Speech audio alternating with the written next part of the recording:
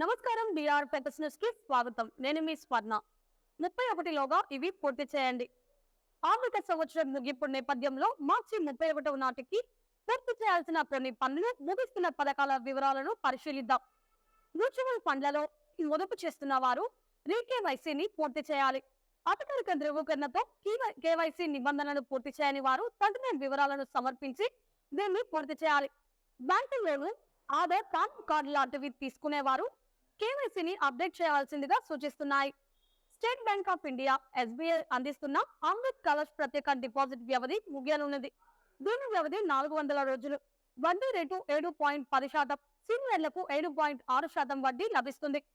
సొంతంలో కొనాలనుకునే వారికి పలు బ్యాంకులు ప్రత్యేక రాయితీతో మార్చి 31 వరకు రుణాలను ఇస్తున్నారు. ఆదాయపు పన్ను రిటర్నులకు సంబంధించి అప్డేటెడ్ రిటర్నులు దాఖలు చేయడానికి మార్చి 31 వరకు గడువు ఉంది. ఆదాయపు పన్ను శాఖ నుంచి నోటీసు వచ్చిన వారు ఈ పనిని పూర్తి చేయాలి. 2021-22, 2022-23, 2023-24 ముగింపు సంవత్సరాలకు సంబంధించి వీటిని దాఖలు చేసేందుకు ఆదాయపు పన్ను విభాగం అనుమతినిచ్చింది. వీటికి దాఖలు చేసేటప్పుడు అదనంగా చెల్లించాల్సిన పన్నుపై కొంత వడ్డీ చెల్లించాల్సి రావచ్చు. పన్ను ఆదా పెట్టుబడులు పెట్టేందుకు గడువు ఉంది.